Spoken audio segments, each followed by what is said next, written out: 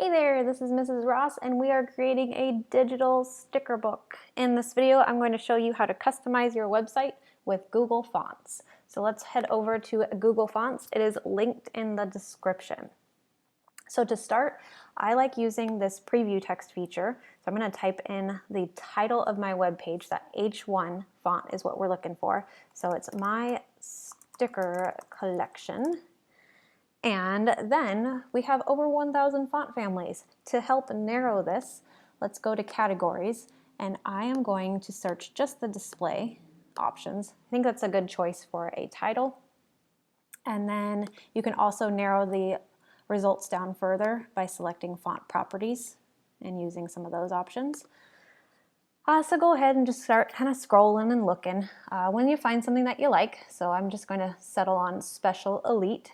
Select it, and then our goal here is we want to get some HTML code and some CSS code. So let's start by finding the code. It is located in Select This Style. And we're going to start with the HTML code, which we're prompted. It says to embed this font into our head tag of our HTML code. So I'm just going to highlight all this, Control C. And let's head over to our website. So currently I want to be in index.html. And like it said, we want to be in the head tag. And I have this pre-labeled for you. So find the section that says H1 font. So we're just going to swap out my current code for the one that you've selected. So what's going to happen is you're going to see mine disappear and yours won't show up. So it's a two-step process. We've got to get code in index and style.css before we will see any changes. Okay, so I've got my old code selected. We're going to press Control V and this swaps it out.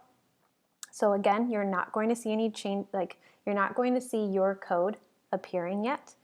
So before we go back to Google Fonts, let's make some quick edits just for organization purposes. If you notice the difference between H1 and H2 here, when we paste it over, it does not organize it for us with the indents. So what I like to do is I like my attributes to be on their own lines of code.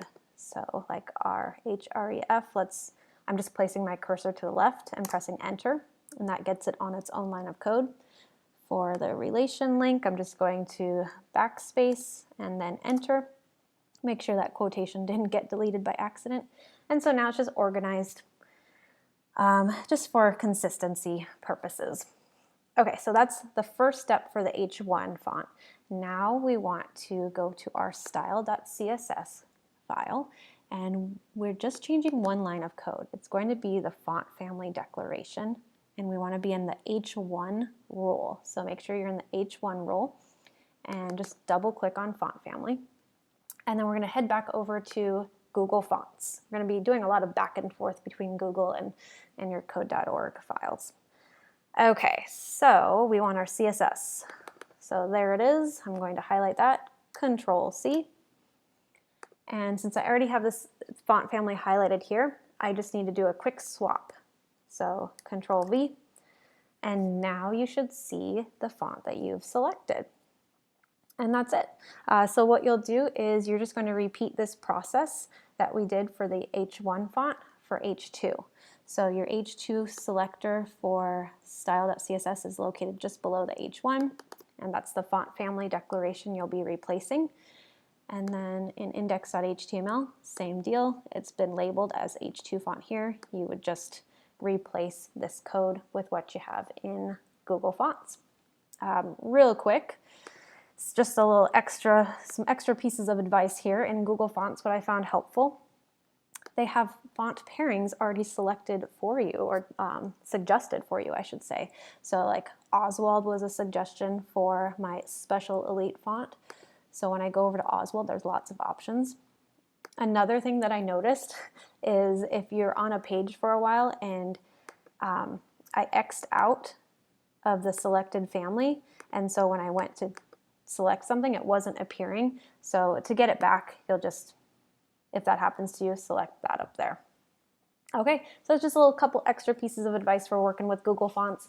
If you're watching this video maybe months from now, Google Fonts may have changed, but the idea still remains the same, is you're looking for the HTML code to paste into your head tag, and then you're looking for the CSS code to paste into style.css. Okay, thanks so much for watching. I hope you have fun customizing your fonts.